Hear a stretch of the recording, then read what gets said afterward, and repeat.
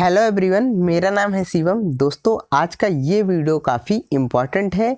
जो लोग NEET 2020 exam देने जा रहे हैं वो इस टेबल को ज़रूर देख के जाइएगा, क्योंकि इस टेबल से बहुत ज़्यादा संभावना है कि नीट 2020 में क्वेश्चन बन जाए। तो चलिए दोस्तों, बात करते हैं table 2.1 characteristics of the 5 kingdom.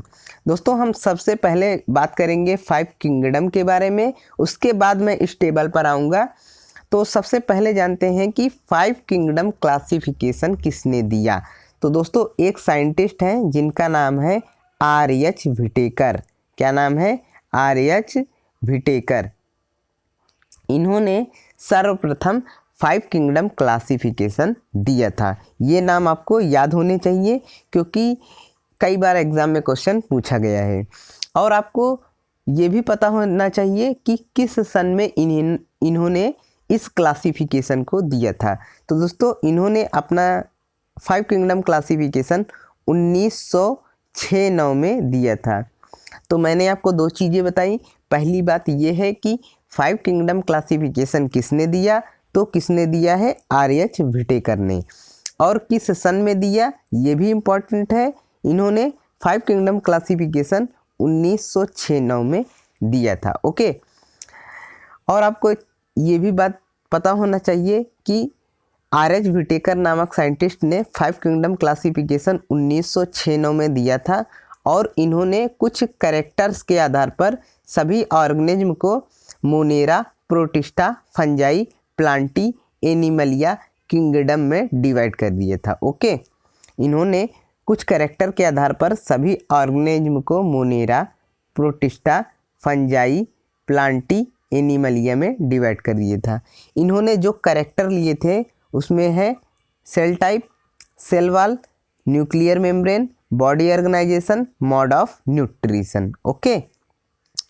अब चलिए बात करते हैं मोनेरा के बारे में कि मोनेरा के क्या क्या कैरेक्टर होते हैं। तो मैं आपको सबका बताऊंगा, जिससे आपको सभी किंगडम के कैरेक्टर याद हो जाए।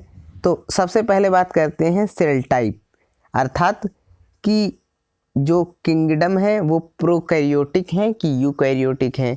तो सबसे पहले जान लेते हैं प्रोकैरियोटिक का क्या मतलब होता है। प्रोकैरियोटिक का मतलब होता है ऐसे ऑर्गेनिज्म जिनमें न्यूक्लियस जो होता है वो कम विकसित होता है। और यूकैरियोटिक का मतलब होता है ऐसे ऑर्गेनिज्म जिसमें न्यूक्लियस वेल डेवलप्ड होता है, अर्थात बहुत अच्छा विकसित होता है। तो दोस्तों, सेल टाइप के आधार पर हमने जो किंगडम है उसमें मोनेरा को रखा था, अर्थात ऐसे ऑर्गेनिज्म जिसमें प्रोकैरियोटिक टाइप ऑफ सेल देखने को मिलता है उसको हमने मोनेरा में रख दिया है, और जिसमें यूकैरियोटिक टाइप ऑफ सेल देखने को मिलता है उसको हमने प्रोटिस्टा, फंजाई, प्लांटी, एनिमलिया में रखा है। अर्थात मोनेरा जो आता है वो हमारा प्रोकैरियोटिक में आता है, और बाकी बचे हुए 4 किंगडम हमारे यूकैरियोटिक में आते हैं। अब बात करते हैं सेल वॉल के ऊपर। तो दोस्तों, मोनेरा में सेल वॉल नॉन सेलुलोजिक का बना होता है, अर्थात इसमें सेलुलोज नहीं होता है। अच्छा, सेलुलोज नहीं होता है तो क्या होता है? इसमें पॉलीसैकेराइड और एमिनो एसिड प्रेजेंट होता है। ओके। मोनेरा का जो सेल वॉल होता है वो पॉलीसैकेराइड और एमिनो एसिड का बना होता है। और प्रोटिस्टा के कुछ ऑर्गेनिज्म में सेल वॉल देखने को मिलता है। ओके, ये आपको याद रखना है। और फंजाई में सेल वॉल तो प्रेजेंट होता है, लेकिन बिना सेलुलोज का बना होता है। फंजाई का जो सेल वॉल होता है वो बिना सेलुलोज का बना होता है, अर्थात इसमें जो सेल वॉल होता है वो काइटिन का बना होता है। किसका बना होता है? काइटिन। किसका बना होता है? काइटिन का बना होता है। आपको ये याद रखना है। और जो प्लांटी में सेल वॉल होता है वो प्रेजेंट होता है और सेलुलोज का बना होता है, और एनिमलिया में जो सेल वॉल होता है वो एब्सेंट होता है। तो सेल वॉल के कंपोजिशन के आधार पर ऑर्गेनिज्म को Monera, protista, fungi, Plantae, Animalia में डिवाइड किया गया। सेल वॉल जो होता है वो मोनेरा में पॉलीसैकेराइड और एमिनो एसिड का बना होता है। प्रोटिस्टा में जो सेल वॉल होता है वो प्रेजेंट होता है। फंजाई में सेल वॉल प्रेजेंट होता है लेकिन सेलुलोज का नहीं बना होता है, काइटिन का बना होता है। और प्लांटी में भी सेल वॉल प्रेजेंट होता है और सेलुलोज का बना होता है। और एनिमलिया में सेल वॉल एब्सेंट होता है। ये आपको याद रखना है। ओके, अब बात करते हैं न्यूक्लियर मेम्ब्रेन के बारे में। तो मैंने आपको बताया कि प्रोकैरियोटिक में ऐसे ऑर्गेनिज्म आते हैं जिसमें न्यूक्लियस कम विकसित होता है। तो मोनेरा हमारा प्रोकैरियोटिक है, अर्थात इसका जो न्यूक्लियर मेम्ब्रेन होगा वो एब्सेंट होगा और बाकी सब में प्रेजेंट होता है। ये आपको याद रखना है। मोनेरा में न्यूक्लियर मेम्ब्रेन एब्सेंट होता है, बाकी सभी ऑर्गेनिज्म में प्रेजेंट होता है। अर्थात प्रोटिस्टा, फंजाई, प्लांटी, एनिमलिया में न्यूक्लियर मेम्ब्रेन क्या होता है? प्रेजेंट होता है। ओके, अब बात करते हैं बॉडी ऑर्गेनाइजेशन के आधार पर। तो दोस्तों जो मोनेरा होता है वो सेलुलर बॉडी ऑर्गेनाइजेशन रखता है। प्रोटिस्टा भी सेलुलर बॉडी ऑर्गेनाइजेशन रखता है। फंजाई मल्टी सेलुलर या लूज टिश्यू बॉडी ऑर्गेनाइजेशन को रखता है। और प्लांटी में हमको टिश्यू या ऑर्गन देखने को मिलते हैं और एनिमलिया में टिश्यू, ऑर्गन सिस्टम तीनों देखने को मिलते हैं। ओके, तो बॉडी ऑर्गेनाइजेशन के आधार पर आपको याद रखना है कि सेलुलर बॉडी ऑर्गेनाइजेशन किस में देखने को मिलता है? मोनेरा और प्रोटिस्टा में। Multicellular loose tissue body organisation किस में देखने को मिलता है? फंजाई में। टिश्यू या ऑर्गन किस में देखने को मिलता है? प्लांटी में।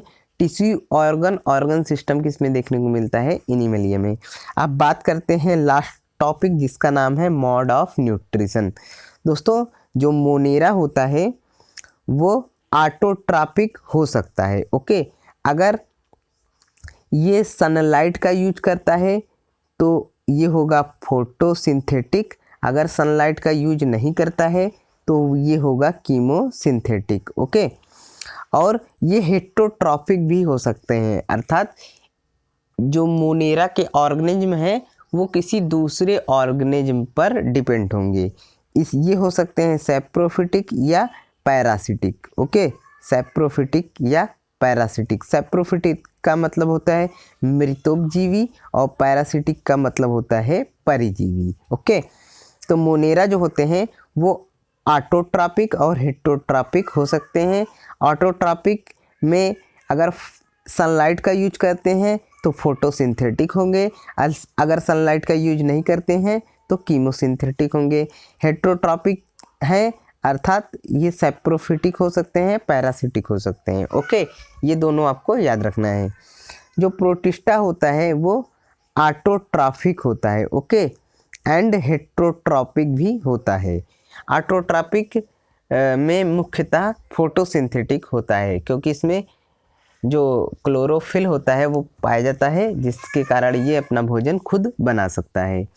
और जो फंजाई होता है वो हेटेरोट्रॉपिक होता है, अर्थात फंजाई में क्लोरोप्लास्ट एब्सेंट होता है तो ये अपना भोजन नहीं बना पाता है, अर्थात ये हेटेरोट्रॉपिक होता है, दूसरे ऑर्गेनिज्म पर डिपेंड होता है।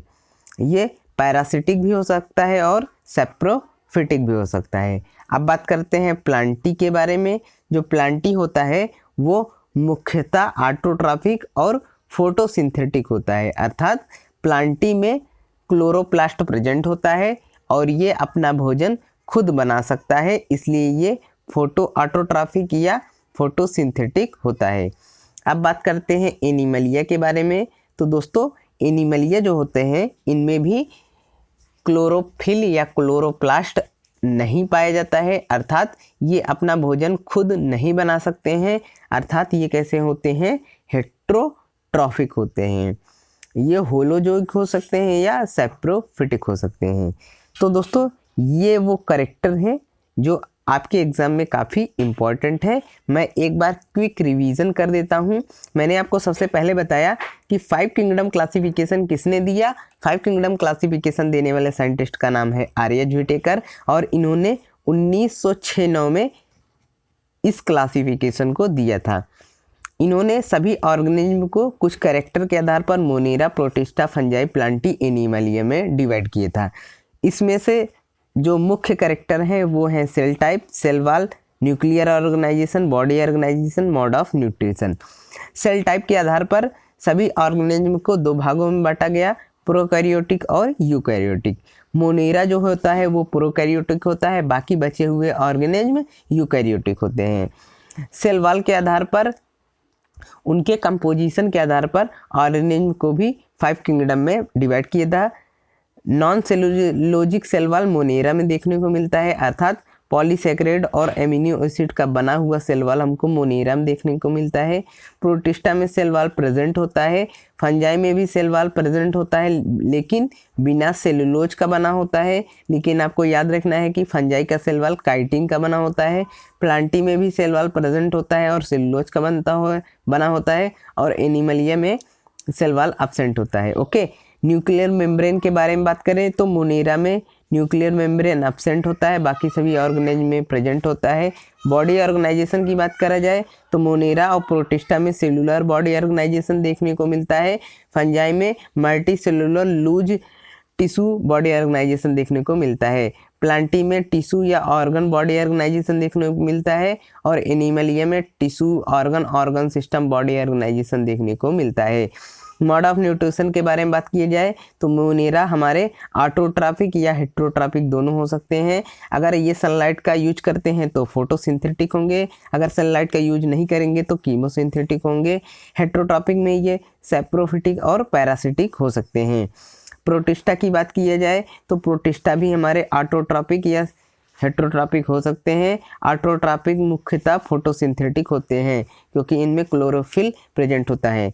फंजाई की बात की जाए तो फंजाई में क्लोरोफिल या क्लोरोप्लास्ट एब्सेंट होता है, अर्थात ये हेटेरोट्रॉपिक होते हैं, अर्थात फोटोसिंथेटिक नहीं होते हैं, ये हेटेरोट्रॉपिक होते हैं, अर्थात ये पैरासिटिक और या सैप्रोफिटिक हो सकते हैं।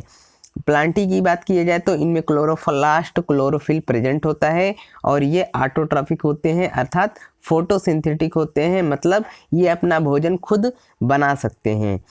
एनिमलिया की बात की जाए तो ये भी हेटेरोट्रॉपिक होते हैं और होलोजोइक या सैप्रोफिटिक टाइप के होते हैं। तो दोस्तों ये वो कैरेक्टर हैं जो आपके एग्जाम में क्वेश्चन आ सकते हैं। अगर 5 किंगडम से क्वेश्चन बना तो क्वेश्चन चांस यही है कि इस टेबल से आ जाए। तो दोस्तों आपको ये वीडियो कैसा लगा कमेंट बॉक्स में ज़रूर बताइएगा। अगर वीडियो अच्छा लगा है तो प्लीज़ वीडियो को लाइक कीजिएगा। चैनल पे पहली बार विजिट कर रहे हैं तो चैनल को सब्सक्राइब कर दीजिएगा। चलिए दोस्तों मिलते हैं नेक्स्ट वीडियो में, तब तक जय हिंद, वंदे मातरम।